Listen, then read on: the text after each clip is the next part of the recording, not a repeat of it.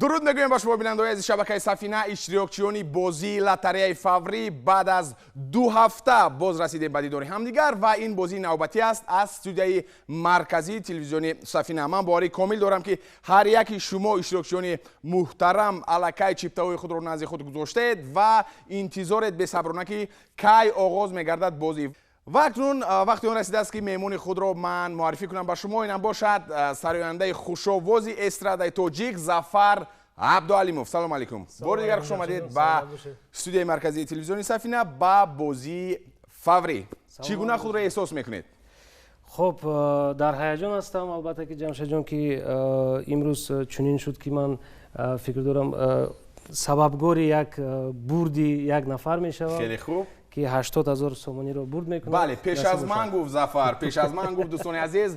خب توفه یا خود جایزه امروزه 80,000 سومانی رو تشکیل میده دوستان. 80,000 سومانی فقط در 10 سومانی یک چیپته فاوری رو میخرید و شما اشتراکچی بازی فاوری میگردید و اگر تولیتون بلندی کرد چیکار میکنند؟ صاحبی برد میکنه 80,000 سومانی میگردم. من فکر میکنم که شما بازی فاوری رو در بخشای پیشترش رو دیدید. همین طور است؟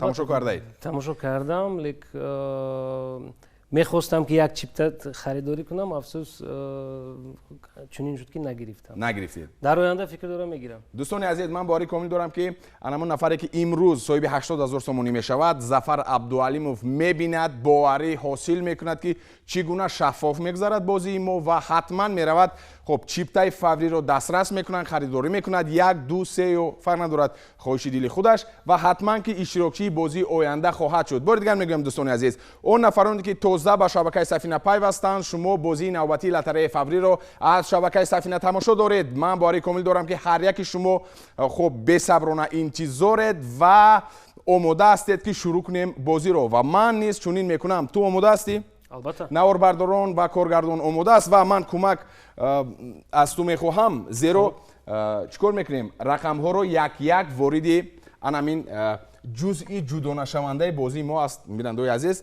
لاتاترون و وارد همین لاتاترون میسازید. گفتم که از 0 تا 9 هست 10 توپچه وارد لاتاترون میگرده. اون نفری که خب چیپتاش موافقت میکند رقم هایش به شبهه چیکار میکند؟ صاحب پولی کلان میشود. امروز گفتیم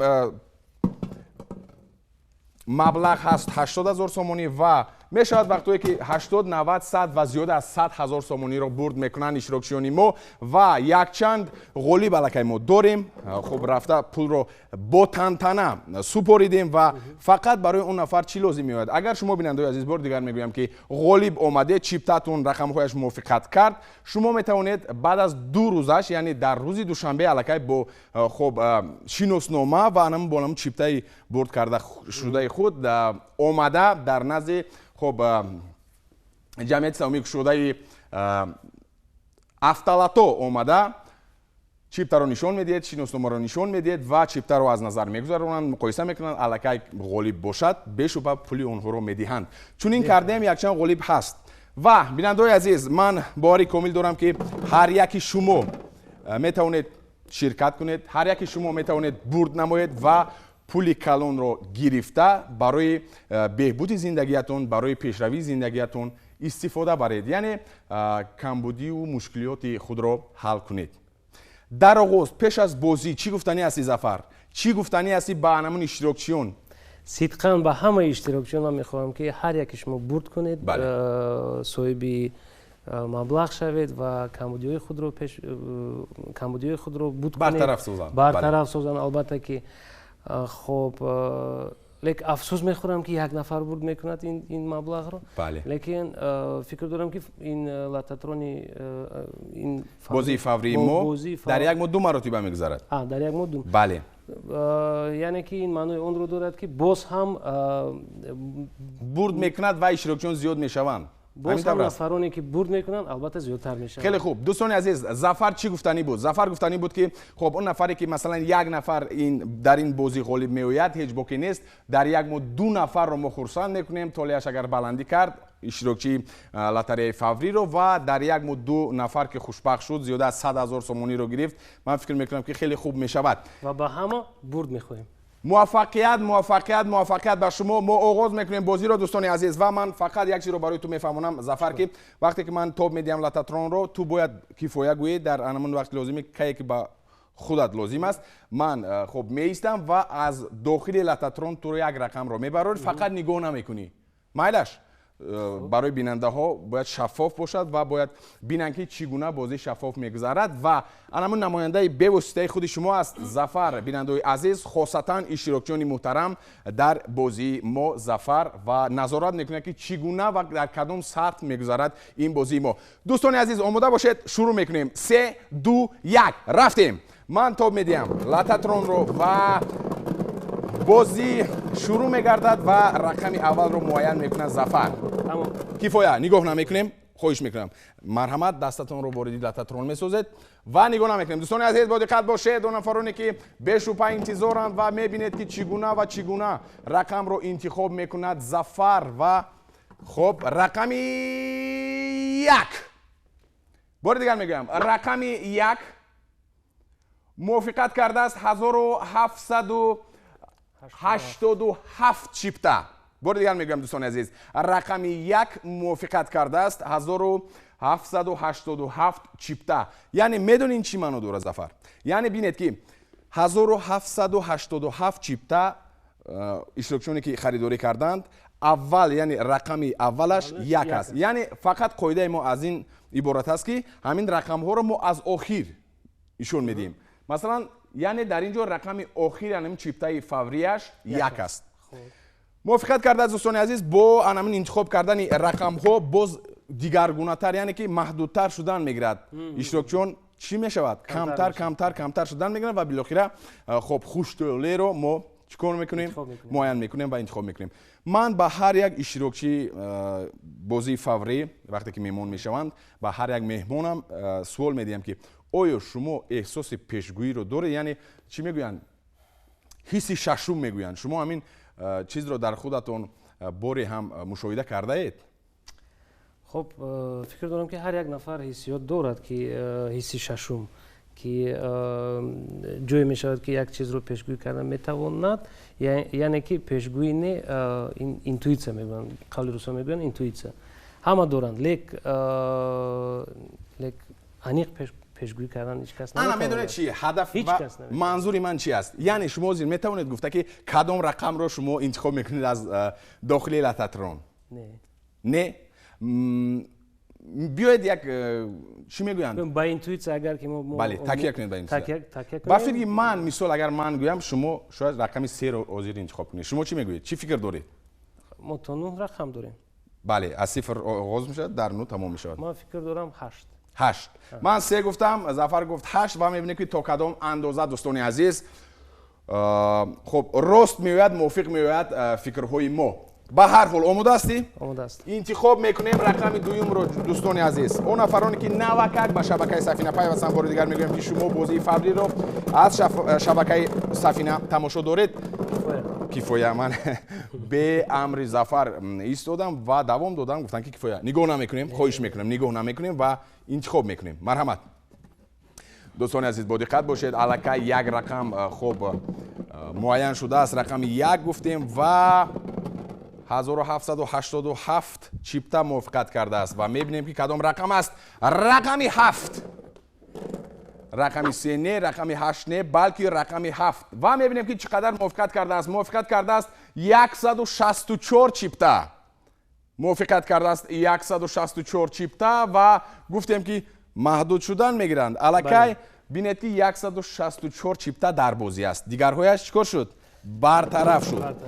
و یک معلومات دیگر رو میگم به شما بیننده عزیز که اگر شما نتوانستید با سبب‌های گوناگون ساعت 19:15 روز شنبه از شبکه سفینه بازی ما رو به طور پررا تماشا کنید شما امکان دارید از صفحه رسمی خب لاتاری فاوری در فیسبوک واقف شوید بینید معلومات ها رو خوانید و بینید که کدام چیپتا غالب آمده است و کی غالب آمده است و جایزه چند پول رو تشکیل میدهد. خلاص معلومات مفصل تر درباره خب بازی لاتاری فاوری در صفحه رسمی لاتاری فاوری در فیسبوک و همچنین در اینستاگرام فاوری کول و شما همه معلومات رو خواهید گرفت. آماده هستی؟ بله.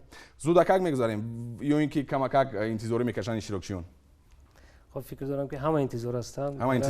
در همین لحظه دو مصرع انمو سروده که شما اولین مرتبه در نزد عامه یعنی نفران زیاد شما زمزمه کردید کی بود و کدام سرود بود؟ فقط دو مصرعش رو و میگذاریم با بازی و انتخاب رقم سوم. خب این در نزد عامه این بود سرود روسی بود در سنی فکر دارم 9 ساله بودم. 9 ساله؟ البته. خیلی خوب. ولی فکر دارم باید نمیآید.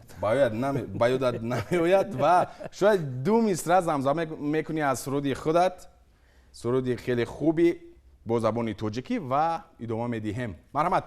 دو مصرع در اجرای زفر عبدوالимов دوستان عزیز برای شما. بله شما اشتراکیان محترم. مرحمت. امشب هوا بارانی است در دل غمی پنهانی است فردا نمیدانم آید نه آید و امشب هوا بارانی است خیلی خوب دوستان عزیز، خیلی خوب و بینید که چگونه با احساس می‌سراید زفر برای اون نفری که امروز غالب می‌آید، برای کلی بیننده‌های شبکه سفینه، برای اشتراکچیان بازی فاوری تشکر زیاد و آماده هستی؟ می‌رویم. بله.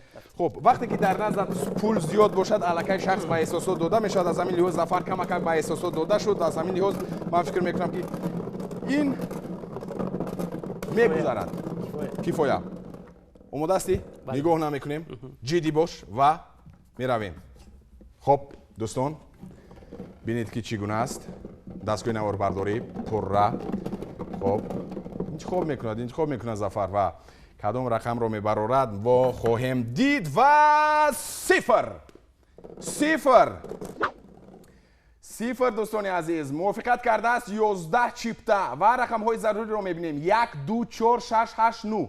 بینید که موافقت کرده است 11 چیپته و در روی خط رقم های ضروری هست 1 2 4 6 8 9. میدونین چی معنی دارد؟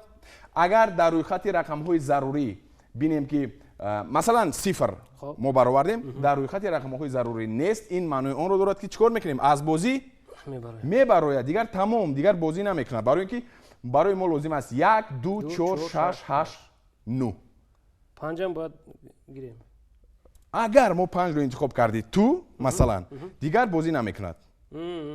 خب فهمو؟ من در برنامه‌های پیشتر در نخستین برنامه دوم نشر سوم چهارم گفته بودم مخصوص از قاعده میخوندم زودکک از قاعده بازی و من فکر میکنم که در عمل باید اون رو نشون دهیم خوبتر قبول میشود برای بیننده ها. همین طور نیست؟ خب البته. من فکر میکنم که 11 چیپته است و اشتراکیون بی‌صبرانه انتظارند که انا اکنون تمام باید که رقم من برآید، انا اکنون بی‌شبهه تپش دل زیاد میشود، احساسات دیگرگونه میشود. باری همچنین شده است برای تو. مثلا میگویند که خرسندی غیر چشم داشت، مثلا آرام آسوده یک بار یگون خرسندی رو میشنوی، یک بار من نمیدونم یگون پولی کلان نصیبت میشود. همین حالت با تو رخ داده است؟ خب نه در مثلا مثال میگیم تو رو دعوت میکنند و توی میگن زفر مثلا ما میخوایم که همین توی ما رو تو آباد کنی و خب یک مقدار معین پول رو تو میگویی حق خدمت من همین است، اونها میگن نه زفر ما 10 برابر زیاد میدیم. این است خرسندی یک بار شده است. لیک چونین نفرو نیستن که 10 برابر زیاد میتونن. البته که میخوان که با پستر کنن. البته که من مبلغی که به دست میارم با مهنت است، با زحمت کلان است و چنین نشده است. لیک باری بود که من خیلی یک با احساسات یک خرسندی بلند داشتم که در شهر مسکو بود، در آزمون بود که دختره که ما جوی اول رو اشغال نمود. همین یک احساساتی بلند در بین اینقدر کشورها که مثلا در بین بسیار کشورها و یک چیز رو قید کردنی هستم که در آنجا پولم که می بود اینقدر احساساتی بلند نمیشد. بله زیرا در اینجا وطن معرفی می شود. البته. خیلی خوب دوستان عزیز، وقتی که خب شخص وطن رو معرفی میکنه دیگر اونجا جای پول، جای مال، جای دیگر چیز نیست، زیرا مادر وطن یک تاست و برای مادر و وطن باید که ما صدقاً کوشش کنیم که باید که وطن پیش صف باشد، پرچم وطن بالا باشد خب مادر خرسند باشد و راضی باشد از ما. وطن آباد باشد پولا میشود. خیلی خوب. سخنان خیلی عالی و در همین نقطه خیلی عالی ادامه میدیم و معین میکنیم رقم 4 رو. آماده هستی؟ بله، لیکن یک سوال دارم. خب ما چند رقم باید که انتخاب بینید وزیر اگر که از روی خب رقم معین شده مثلا 1 2 4 6 8 رو اگر براری شاید که در اینجا معین شود و اگر رقم دیگر رو براری باید ادامه مییابد. خب یعنی تو چی فکر داری باید که زود اکک تمام کنیم معین کنیم؟ نه برای دیگه. خیلی خوب. تماشابینان در هیجان هستن. من میخوام باید همین احساس رو زیادتر دوام دهند که فراموش نشونده باشند. اکنون دوستان عزیز ظفر آماده هستی؟ بله. شروع میکنیم و انتخاب میکنیم رقم نوبتی رو. دوستان عزیز الکی 1-7-0 معین شده است. گفتیم که 11 چیپتای دیگر در بازی است. 11 چیپتا. کیفویا با دقت باش ظفر. نگاه نمیکنیم. بینندگان عزیز اشتراکچیان محترم موفقیت به هر یکی شما. من موفقیت میخواهم. خب طولی کدام نفری که بلندی کرد غالب میآید. رقم 5 نه و که در برای همین رقم صحبت کرده بودیم که اگر رقم 5 برایت در روی خط رقم های ضروری نیست این معنی آن رو دارد که چیکار میکنیم ظفر؟ این رو میمونیم یک طرف میگذاریم و الان سوال خودت جواب گرفتی. بله. اکنون باز برای ما در کار است 1 2 4 6 8 9. خب من شروع نمیکنیم این حال. من میبینم که تو کمک مثلا خب چی میگویند با دقت هستی. بله. کوشش میکنی که همین نفری که غالب میآید درگاه تا آخری عمرش شاید نقش بنده در خاطرش که مس ظفر عبدوالимов چیکار کرد؟ تقدیری چیپتای ما رو حل کرد. بله صاحب انمون خب پولی کلان شدم با کمک انمون نفر زیرا تو رقم ها رو میبروری. بله. گوناگوری اساسی توی از همین لحاظ دوستان عزیز من باوری دارم که شما خب غالب میآید. انمون نفری که تماشا دارد دلش تپیده ایستاده است. بله همین شما بعد از چند لحظه غالب میآید و من شما رو تبریک میکنم پیشکی و من باوری کامل دارم که پول رو گرفته ثمرناک استفاده میبرید. و با یک چیز دیگر است که یک نفر البته که برد میکند خرسند میشود و فکر دارم که در حق من دوی خوب میکند لیکن زیادی نفران بدونش نمیگیرن. من فکر میکنم که نفرانی که واقعا هم میدونند قاعده بازی رو میدونند شاید اونقدر چی میگن رو افتاده نمیشن. رو افتاده نباشد از من خفه نباشه. خیلی خوب و چیکار میکنیم؟ آماده؟ الکی خوب ظفر فکرش رو بیان کرد و گفت که یک نفر غالب میآید.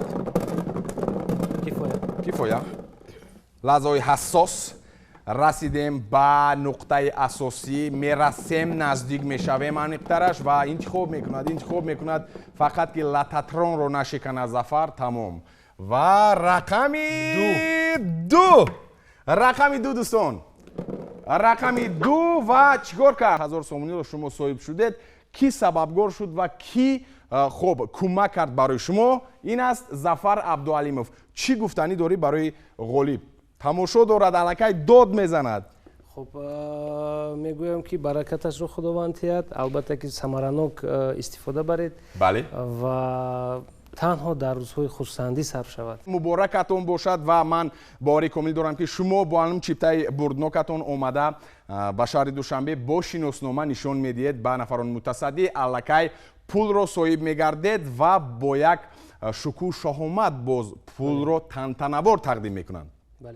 خوش آمدید ظفر به برنامه ما به بازی ما. من فکر میکنم که خب یک بازی خوب بود. من میخوام فکر و عقیده تو رو جدا فهمم که چگونه است بازی. شاید بعضی گپ ها میشود که مثلا بسیارها میگویند که شاید شفاف نیست این خیلی است اون خیلی است. خب من میخوام فکر و عقیده تو رو فهمم. جمشید جان در حقیقت دوستان عزیز میخواستم بگویم که در حقیقت این شفاف است. من خودم انتخاب نمودم و از این میفخرم که من نام خود رو در تاریخ زندگی یک نفر گذاشتم که البته این نفر 80,000 سومونی رو برد نمود و شاید که توی میکند شاید که یک خود در خرسندیش صرف میکند. یعنی خوب در کارهای خوب استفاده میبرد. این شفاف در حقیقت این شفاف است. این یک بازی فکر دارم که خب خوب است. بله. خب بعد از این برنامه تو خریداری میکنی چیپتای فاوری رو؟ شاید البته خیلی خوب.